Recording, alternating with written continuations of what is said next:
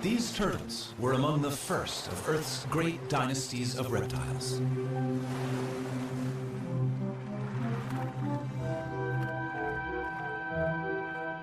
Turtles then and now are unique. Their bodies are encased in armor, and that shell has changed little over millions of years.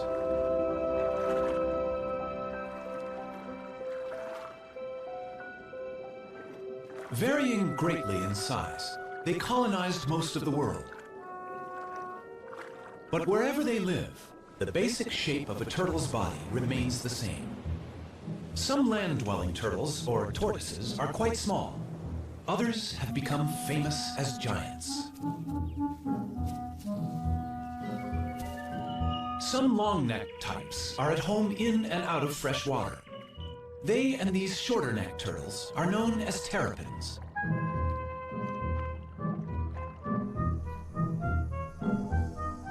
Two 257 turtle species exist. They live in every environment, from the driest of deserts to the coldest extremes.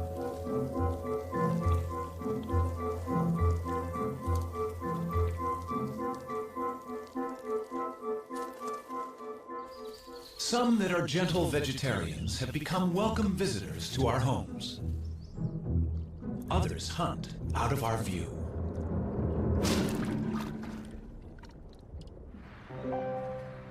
Older than the birds, all turtles may owe their success to their simple design. But what future is there for turtles living life in a shell?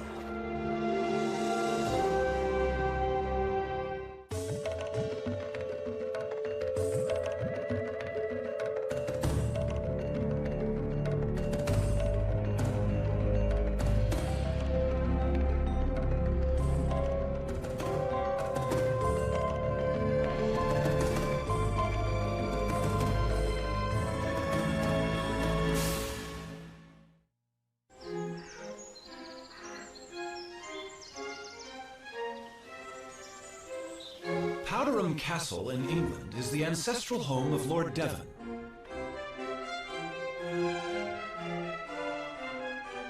It's also the home of Timothy, a rather venerable tortoise. To the present lord, Timothy is the oldest member of the family.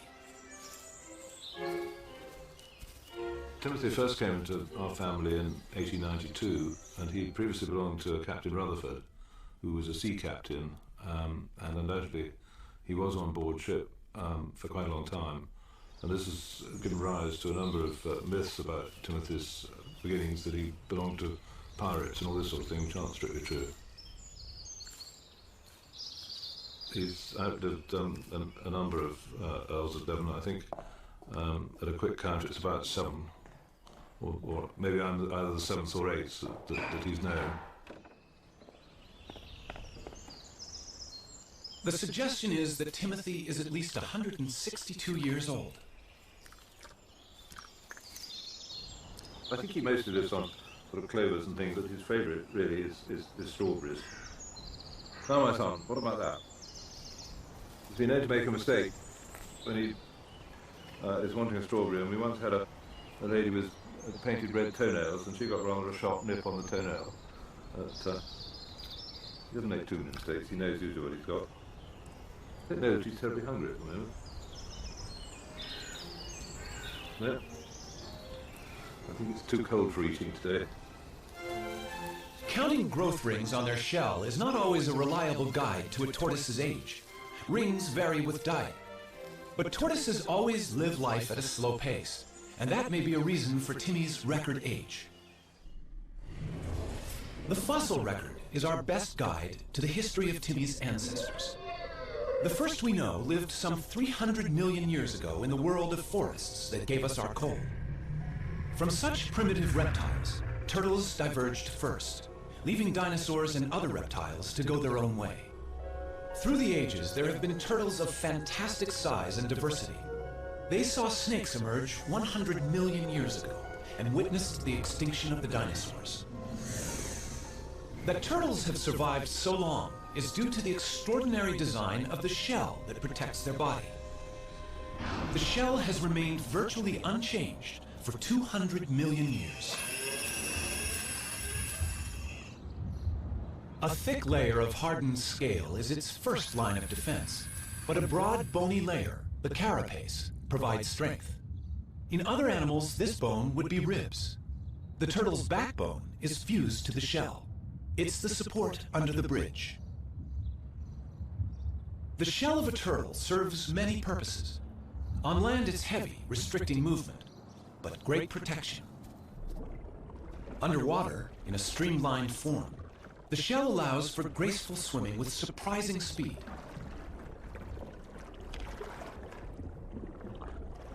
Power is provided by huge front flippers.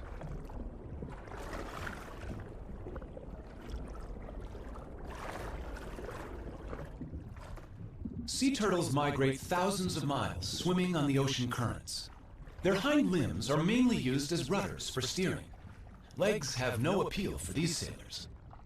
Sea turtles only emerge onto land to nest, and even then, flippers are sufficient to haul the turtle over a beach.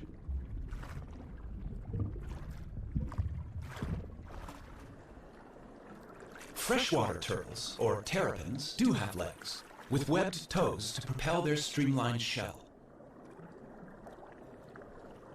When feeding on the bottom of a lake or river, legs are more useful than flippers. And terrapins also climb out of the water, so their legs are essential.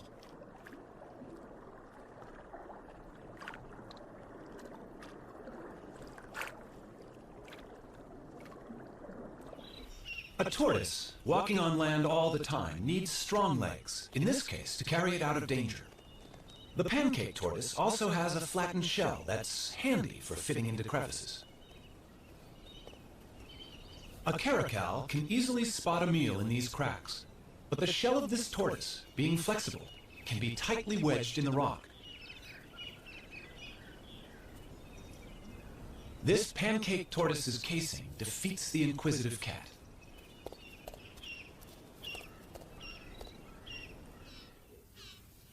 Giant tortoises, and this one on a Galapagos island is among the largest in the world, have no natural predators to hide from, but they need weightlifters' legs to move their enormous shell. This one is hauling a house that weighs nearly 300 pounds and is over an inch thick.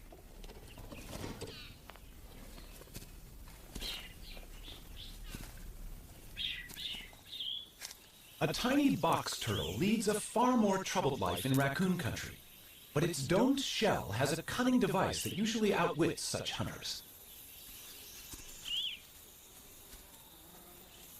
It's time to take evasive action.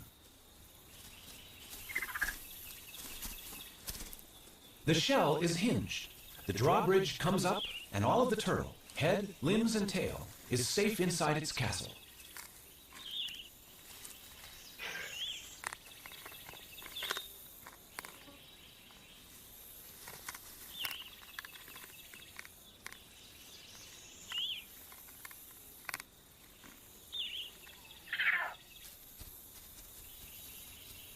Only when the raccoon retreats will the turtle venture out. That hinge on the lower shell saved its life.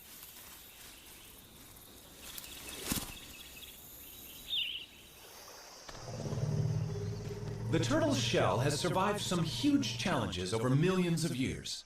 But sometimes, no matter how good the design, the odds can be against it.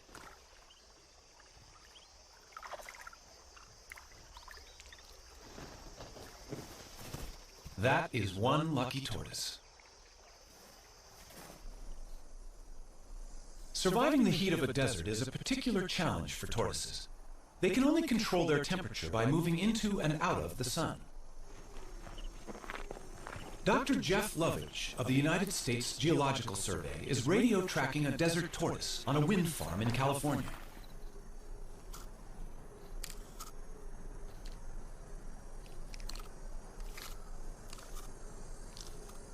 Desert tortoises have recently started to decline, and Jeff wants to find out why. Well, here's one of our females. Hello. Getting a little warm out here, isn't it? It's only 9 o'clock right now, but it's already hot out here. It's probably 95 degrees and it's going to be 115 before the day is over. And she's heading for the burrow off to my right. The tortoise needs the burrow to survive and protect itself from the extremes that are so characteristic of the desert. 115 degrees. 30 degrees more than even this desert tortoise could survive out in the open. Look at her walking into my shadow. Desert tortoises take advantage of every opportunity they can to become cool in the midday sun. At the other end of the thermometer, extremes of cold present their own challenge. Some turtles in Canada can survive freezing temperatures.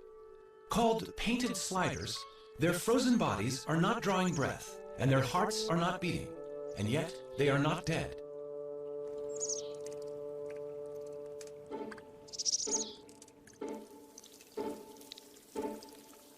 These hatchlings, born in August, freeze and unfreeze throughout the winter until the final thaw in spring. How the cells of their body survive this, nobody knows. Yet the painted sliders leave their nest and start active life unharmed.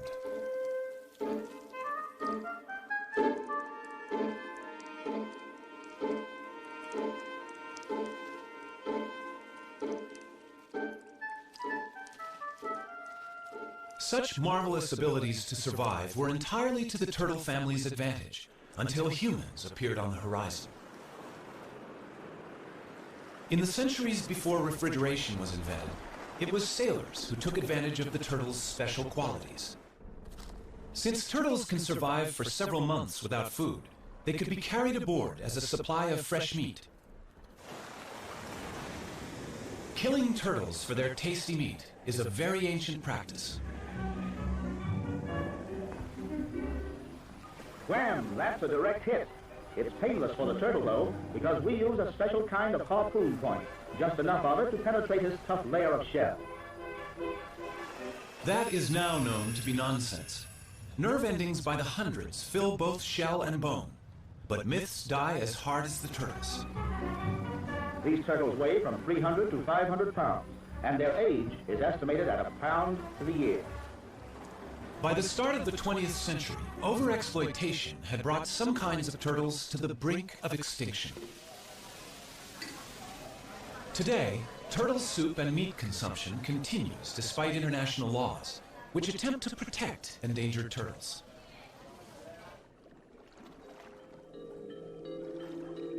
The turtle may well be our defenseless victim, but in the natural world, these successful reptiles have for a long time been quite capable of defending themselves. Tiger sharks and their relatives kill sea turtles in deep water. But in these shallows, this loggerhead turtle can turn the tables.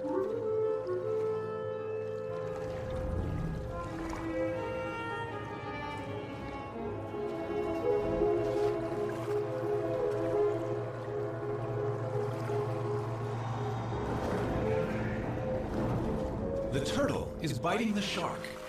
It has no teeth, but the sharp serrated plates in its strong jaws can inflict serious injury.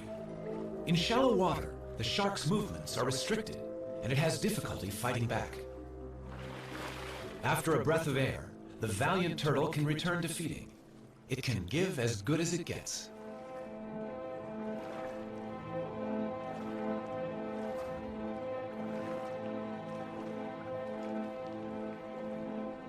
A loggerhead eats a variety of seafoods, but its beak is ideal for capturing hard-shelled prey.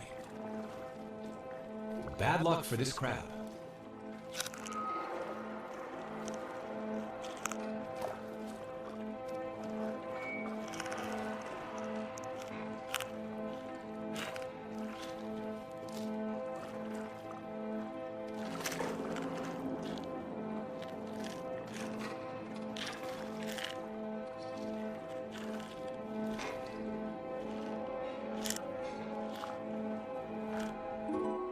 In freshwater, a camouflaged turtle is hunting.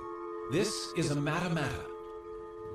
It will blend with the fallen leaves and wait for a fish to come within range. Then, it simply sucks them in.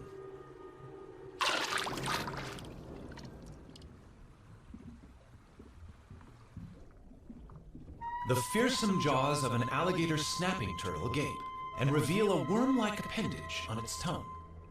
Lured by its wriggling, a fish investigates this death trap.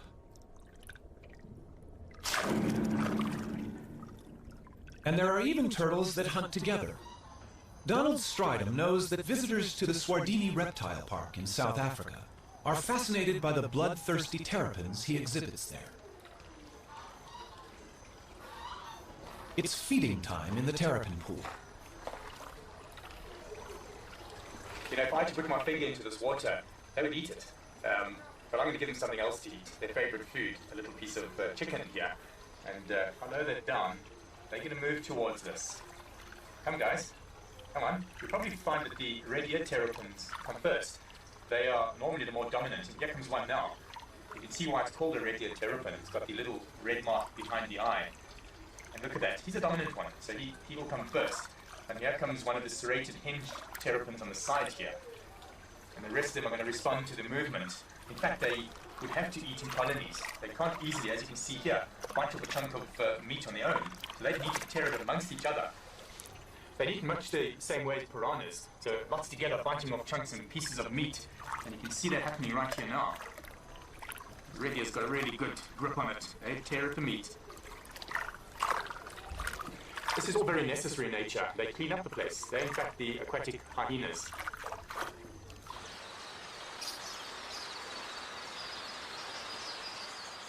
Forget big game watching here. Keep your eyes on these little guys. Eating chicken on a plate in the reptile park is nothing compared with how these terrapins feed in the wild.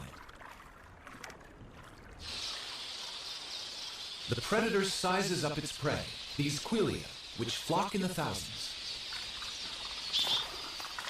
One terrapin grabs a bird. The others crowd in to snatch what they can.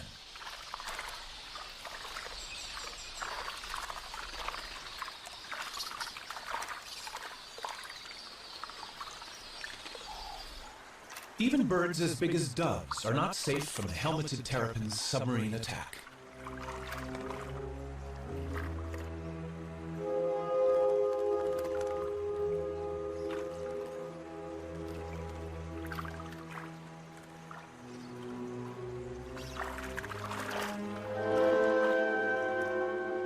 A lone terrapin could overcome the dove, but hungry rivals are on their way.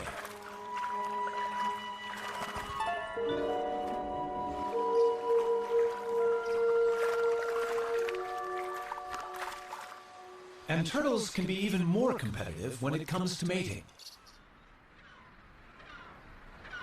The birds of Dasson Island off the Cape Coast of South Africa share their tiny home not only with rabbits, but also with more than 10,000 tortoises. But not until the temperature climbs to 75 degrees do they come out. Male angulated tortoises hold territories, and once they've warmed up, they begin to chase females on their turf.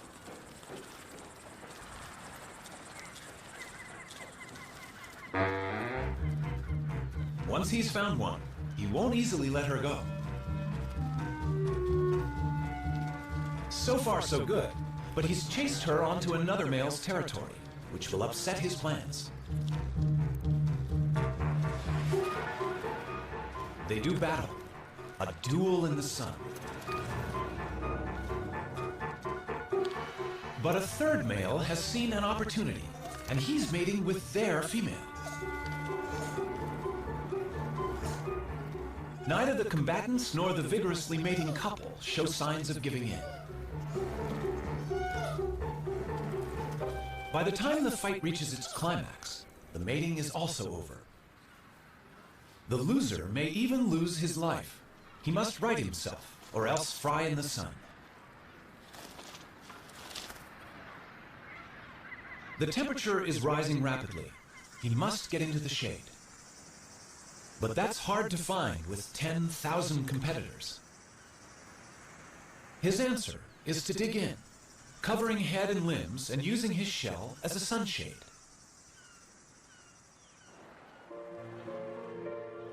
In tropical waters, temperatures are much the same all year round. These male green turtles near Borneo will mate whenever a receptive female is available. The males have the long tails. They're all pursuing one female.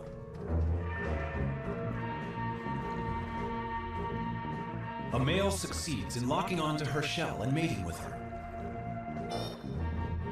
Rival males are surprisingly vicious in trying to interrupt his success. These powerful jaws can injure a flipper. And not only the mated male, but other rivals are also getting bitten. But to no effect. The desire to mate is strong, and only when he has succeeded will other males have a chance to take his place.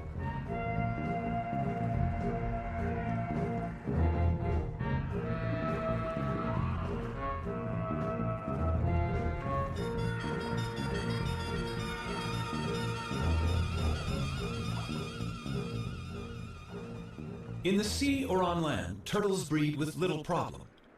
But on the unique islands of the Galapagos, a crisis has arisen. At the Charles Darwin Research Station, the fortunes of the famous Galapagos Island tortoises are being carefully monitored. These tortoises are giants, among the largest in the world. And they are more than just a tourist attraction. They're endangered, and their survival depends on them breeding in captivity here.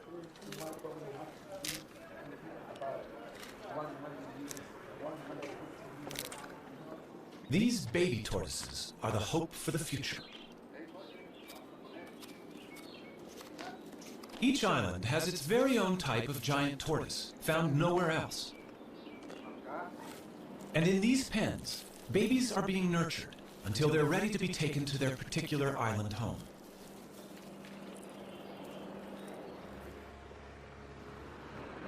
In past centuries, boats landed on each island to plunder the docile giants, killing or collecting them.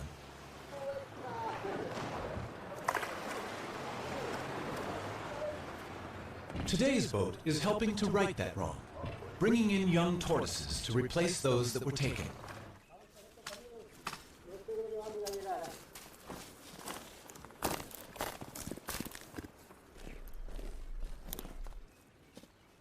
This is the island of Hispaniola. The Hispaniola tortoise was once facing almost certain extinction. Now, the future arrives in a bag.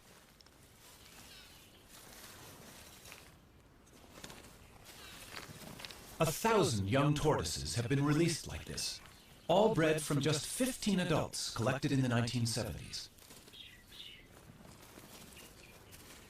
They should be safer than they've ever been. Their only enemy was people, and now the poacher has turned protector. In 20 years, they should all be as big as this adult. But this success has not been repeated for the tortoises of Pinta Island. The last remaining resident of Pinta is living out his old age at the Charles Darwin Research Station. They call him Lonesome George. More than 70 years old, he's the last of his species. All the others starved when introduced goats ate the plants of Pinta, and shipborne rats ate the tortoise eggs. Zoos and private collections worldwide have failed to turn up a relative. And even if a mate were found, he could be too old to breed. The Pinta Island tortoise may be the first turtle species to become extinct in the 21st century. The future of many of the world's turtles is a matter of concern.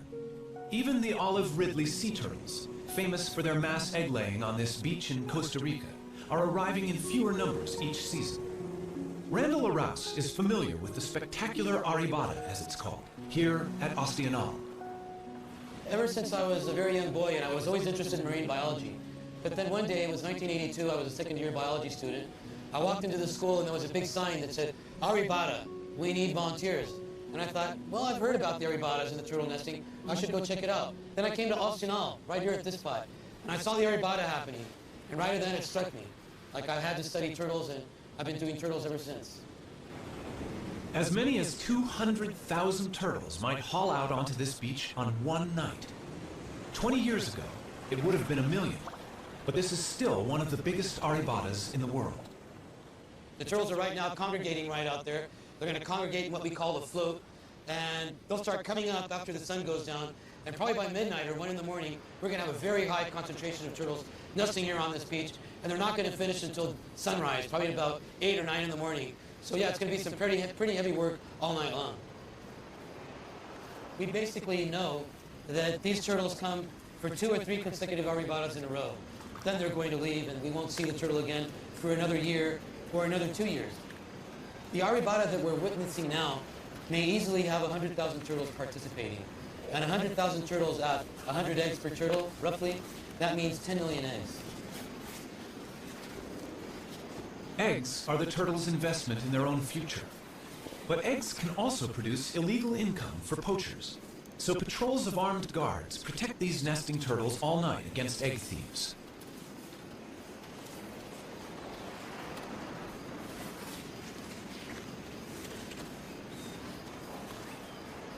This female may have mated with several males offshore.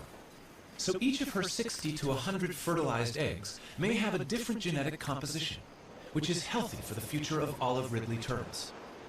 Randall can also inspect the health of an individual while she's laying. She seems to be unaware of him and in a kind of trance. He examines her gently for signs of disease or injury while she's in this curious, semi-conscious state. Just why she enters this trance is not yet known. The studies carried out on this beach indicate that roughly 8% of all the eggs laid on this beach will actually hatch and turn into little turtles. Now, that does not mean that these little turtles will turn into adults. A wild guess is 1 out of 100.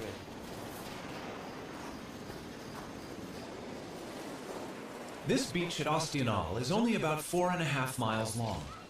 And with turtles still arriving to nest at dawn, there is not much space left, and some inevitably dig up the nests of others.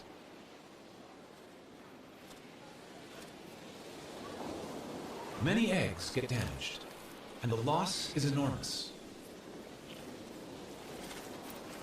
The collection of eggs is important for the local economy, but local people are only allowed to take them for the first 36 hours of an arribada.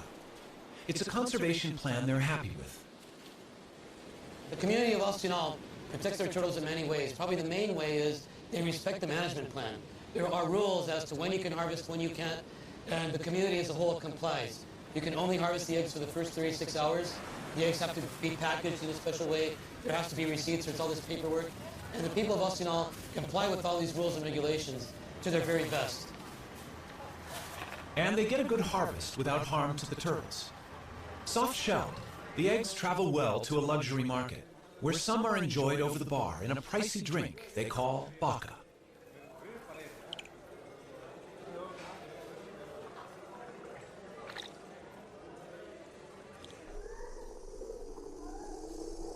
Now that more and more people are living where they do, land turtles such as the California desert tortoise face greater problems. This rivalry concerns Jeff Lovage. When you look at what people have done to the desert in the last 100 years, it's amazing that it's survived. I mean, here we have this rugged old touchstone, a place that looks timeless, yet it's changing very rapidly, in a place that was formerly virtually empty of people and now sits in between Phoenix, Las Vegas, and Los Angeles, some of the most highly populated cities in the United States. And we put roads in through the whole desert. We've driven over it in our motorcycles, our trucks, and our off-highway vehicles. We've encouraged the spread of exotic species of plants and animals that are changing the landscape of the desert very rapidly. And the desert tortoise has become the flagship species for conservation in the Mojave Desert. But it has a very uncertain future in terms of how it's going to be able to survive in this onslaught of human population increase. Its charm may be a desert tortoise's worst enemy. People like to have one at home.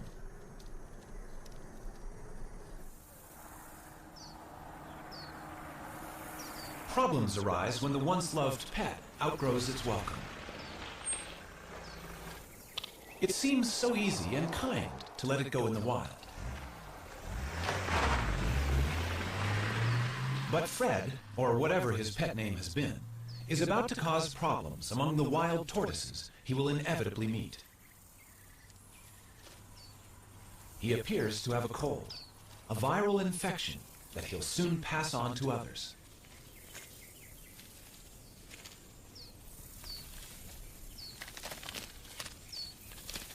A whole population of desert tortoises may die because one unwanted pet was carelessly released.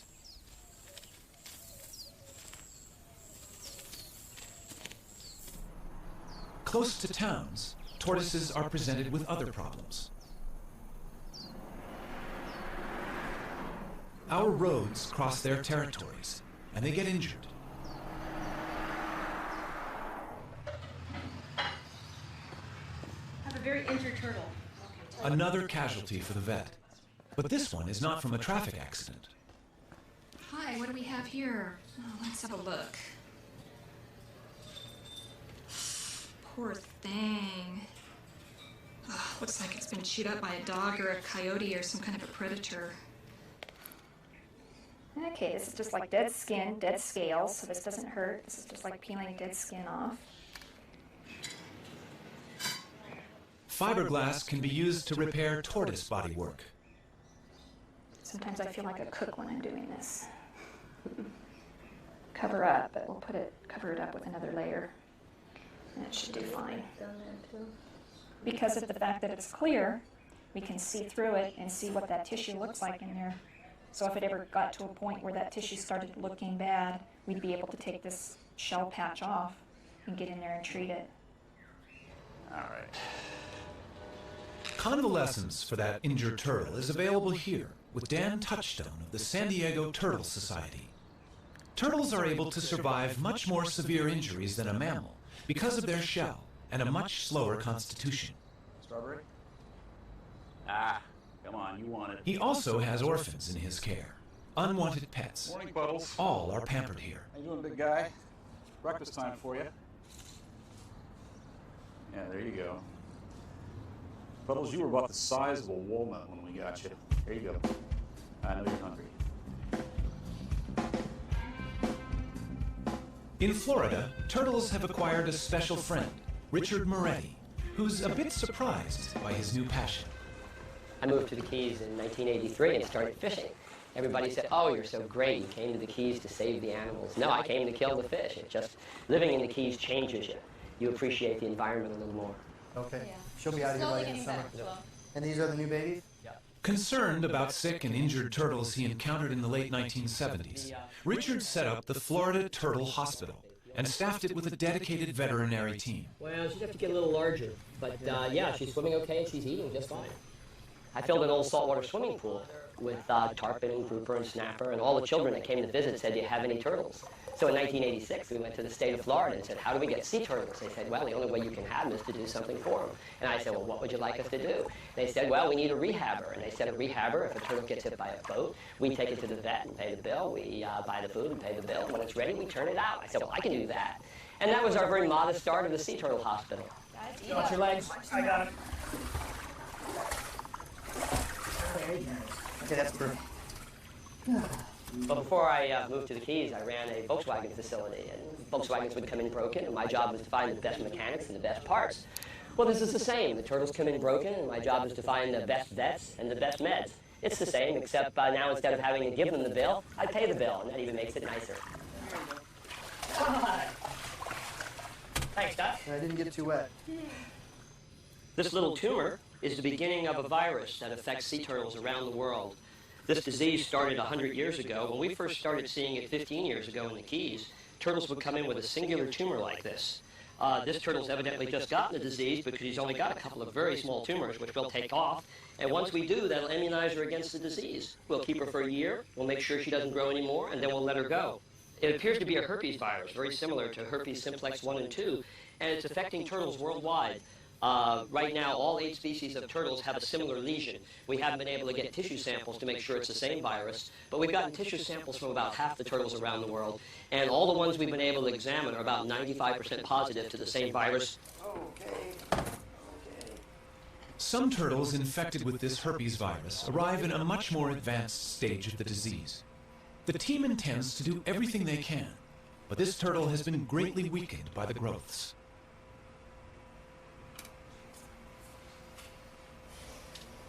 Notice the contrast difference. You have a radio opacity here.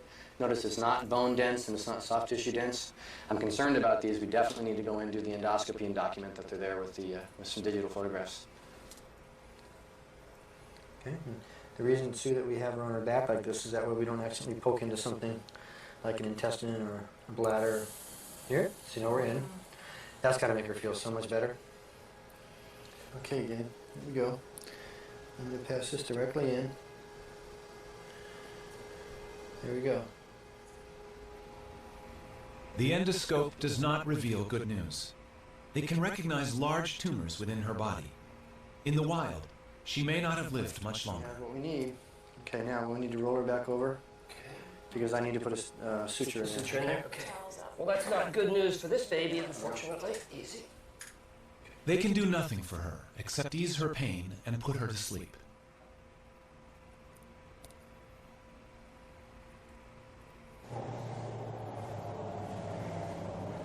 The joy of success helps make up for the sadness of failure. And today, 4 rehabilitated turtles are going home. They look like they're ready. Yeah, after never being out of the tank, they're going to enjoy this big tank called an ocean, huh? All right. Have lots of babies, guys. Are you ready for this? You look ready. You're beating me up already? You got your jewelry? Yeah. Okay. You can go. Moments like this reassure Richard Moretti that their work is worthwhile. All right, guy. Shall we set them in pairs? Sounds good to me. All right, they're roommates. They're good roommates. Okay, there they go. Ready? Usually when you see wildlife being worked on, it's usually on a picnic table with a buck knife. But we've built a state-of-the-art facility to give these animals the care they really need. Those little turtles that were just released, when they came in, they had been trapped in roots when they were born, and they struggled to get out. They were cut all the way to the bones, all over their body from struggling with those roots. It took us 2 years to get them ready, and you saw those were nice, healthy turtles. And the feeling, taking a wild animal that's going to live a lot longer than I will, back out into the ocean and turning it loose for future generations, well, you can see. Goosebumps. It's great. Nothing feels better than being able to put something back for the future.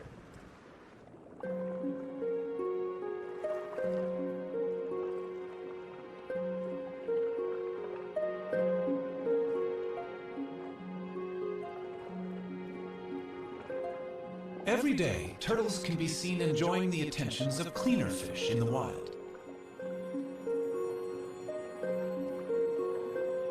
The fish feed on algae, and in doing so, clean the turtle's shell. It's a partnership that's millions of years old.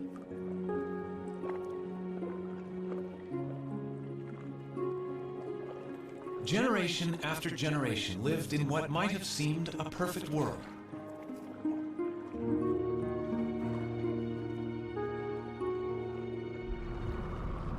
But change is sweeping through the ocean.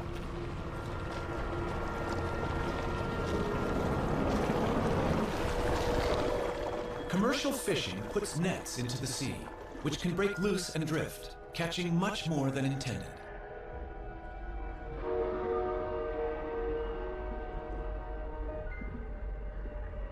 These death traps can also snare and drown frightened turtles. Helplessly bound, they cannot swim to the surface to breathe. Shrimp nets have also taken a toll on turtles. Scientist John Mitchell. In the late 1970s and early 1980s, in the southeast region of the United States, we estimated that approximately 40,000 sea turtles were killed incidental to shrimp trawling. And this problem created a need for either a shutdown of the fishery or the development of some apparatus or a technique to exclude the sea turtles from the trawl. What they developed was TED, a turtle exclusion device. It's tested inside the trawl net of a working fishing boat.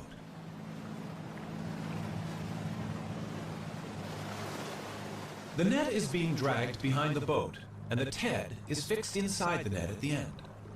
The idea is that a turtle in the net hits the device, is pushed up the ramp, and escapes through the top of the net. Only a live turtle can test it. In this situation, a turtle would normally be fatally trapped with the shrimp. But on reaching the TED, the turtle, much bigger than the shrimp, hits the bars, is guided upwards and out into the sea, none the worse for its experience. It's a simple invention, but it saves the lives of many turtles. And the use of TEDs desperately needs to be encouraged worldwide. here in Central America. We know that in Costa Rica, at least 15,000 turtles are being caught a year. And of course, this is definitely going to have an impact on the population. There's a dead turtle right over there, you can see, almost definitely killed by a shrimper. If Costa Rica was implementing TEDs efficiently, this would no longer be the case.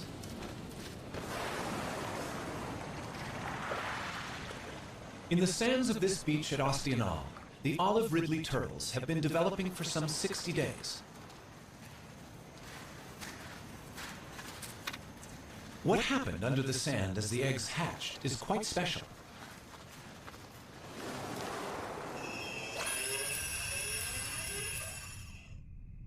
The eggs at the bottom of the nest hatch first. The hatchlings climb to the top of the chamber, and down below, sand fills the space they left. As more hatch, the floor is gradually lifted to just below the surface, and the hatchlings emerge together.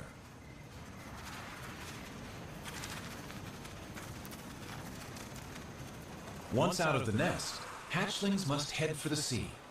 But how do they know where it is? Light is a crucial factor for orientation. The sea is always brighter than the land. It's thought that when they are grown, these turtles will return to this very same beach to lay their eggs.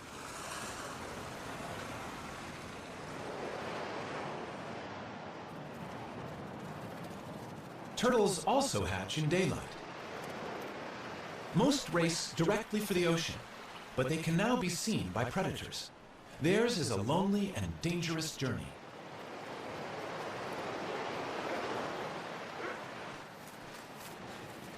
On this beach, almost every animal has a taste for turtles.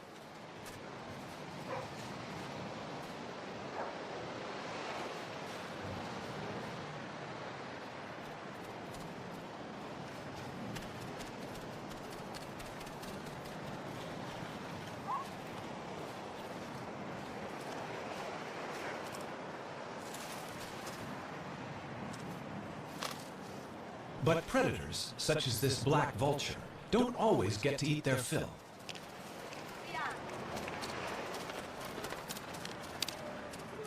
Survival of the turtles is important to the local people. When the turtles are hatching, the women all organize and they go to the beach. They shoo the predators away to make sure that the little turtles can make it into the water. They try to make sure that all these little turtles make it to the water safely, because of course it's to their best interest to make sure that these little turtles make it to the water. They eventually turn into adults and come back and participate in an arribada 10 years down the road. Although some 10,000 hatchlings will survive to become adult turtles, remember, 10 million eggs were laid in these sands.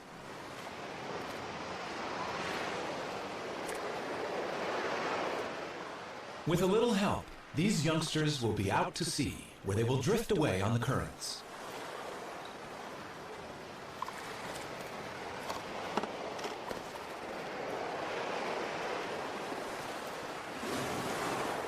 No one knows where they go. Perhaps they hide from ocean predators among floating seaweed, where they can safely feed and grow. But it will be 15 to 20 years before they return to these waters.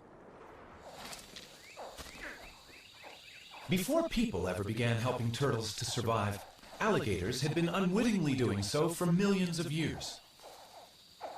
Young red-bellied turtles are hatching from eggs laid in the alligator's nest. The rotting heap is warm and humid, as good for incubating turtles' eggs as it is for hatching alligators. Both stand to gain. Alligators eat a good many adult red-bellied turtles.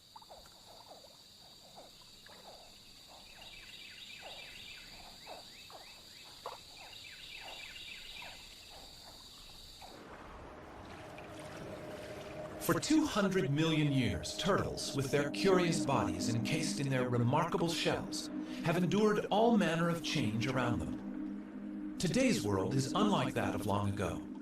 The oceans are threatened by human pollution and greed. Ancient homelands have become deserts. Islands are overrun by vermin. And the future for these reptiles may depend on us. We don't know really what role they play in the overall scheme of things with the ecosystem. And I think that's one reason why we should use any means to protect them. There are many, many animals that we really don't, humans don't see a need to spend the effort and the time to conserve, but just the fact that we don't know, I think, means that we should. Throughout the world, irrespective of culture, there is an affinity for the turtle. Throughout the world, we have myths that ascribe various characters and features to turtles that we like to teach our children, like being steadfast and being resolute. Here in this country, we have our own myth about the tortoise and the hare, and we teach our children that being steady and continuing to run the race can lead to victory. You don't have to be the fastest, you don't have to be the best. This year we were really excited. One of the turtles that we took a flipper off of last year and turned her loose, it was a great big female, probably about 50 years old. She crawled up on a beach in Central Florida and laid eggs this year. And that's really exciting because, you know, up to that point, people usually kept turtles with one flipper in an aquarium or in a park. Well, we proved that 3 flipper turtles can go out there and add to the genetic makeup, and they can actually crawl up on the beach with 3 flippers and have their babies and lay their eggs.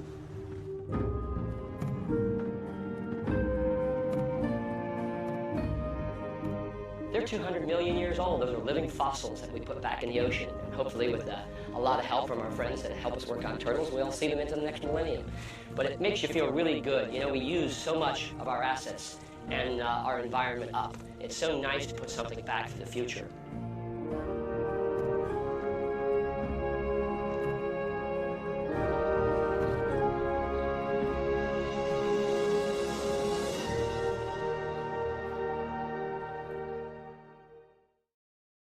To learn more about what you've seen on this nature program, visit PBS online at pbs.org or America Online keyword PBS. They eat much the same way as piranhas, so lots together, bunching off chunks and pieces of meat. And you can see that happening right here now. Really has got a really good grip on it. Morning, Puddles. How you doing, big guy? Breakfast time for you. Yeah, there you go. Puddles, you were about the size of a walnut when we got you. They look like they're ready. Yeah, after never being out of the tank, they're going to enjoy this big tank called an ocean, huh? All right. Have lots of babies, guys. Are you ready for this? You look ready. You're beating me up already? You got your jewelry? Yeah. Okay. You can go.